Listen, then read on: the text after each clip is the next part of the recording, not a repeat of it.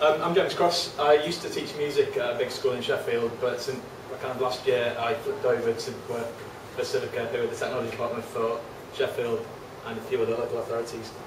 So I'm just going to talk through why video is a really, really good tool for learning, particularly in the music classroom, based upon some stuff that I did in my own classroom. So first of all, it's a sticky way of learning. I'm going to present some information to you as a PowerPoint, like a teacher might typically do. There we go, so there's some kind of information from a music GCSE class. And it's not particularly sticky, it's not particularly engaging. Yet, when I play this video, things suddenly become a lot stickier. Isn't it going to play?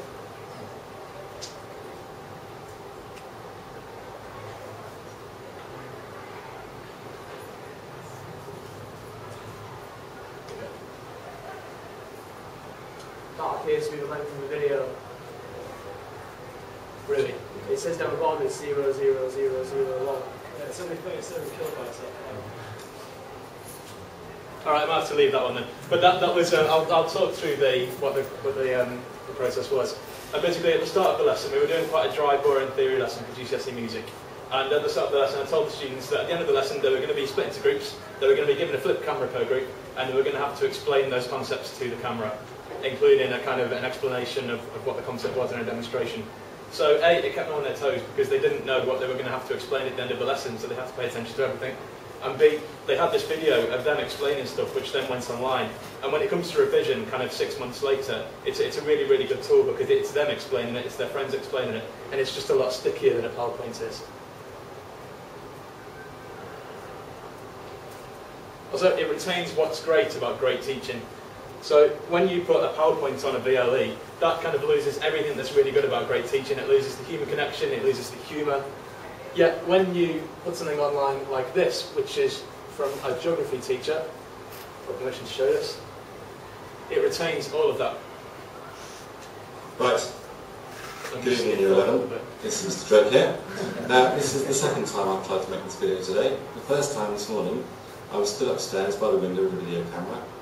And unfortunately, at that moment, my neighbour across the road decided to open her windows just as we got out of bed. And I'm not sure who was more surprised, her seeing me with a video camera at the window, and me seeing her getting out of bed, opening the tonight.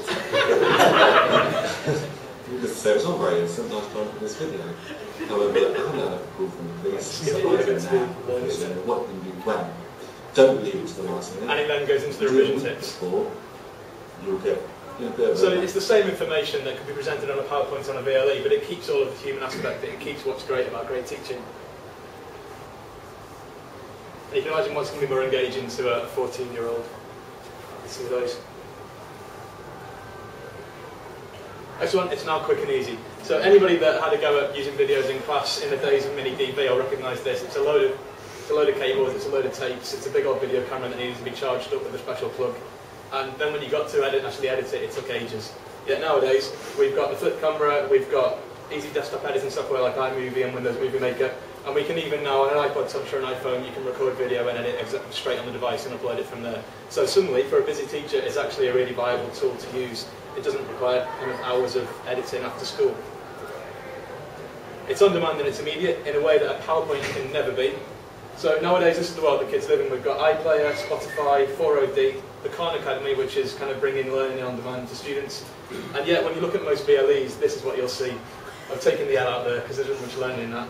You've got a bunch of PowerPoint files and a few Word documents. And when you look at some VLEs, that's what you get. Yet if schools started to use video more as a kind of learning tool online, we'd start to see more actual of the human elements of learning. And it takes assessment of learning beyond just a buzzword, particularly in practical subjects like music, where from week to week it's hard for students to gauge the progress they make.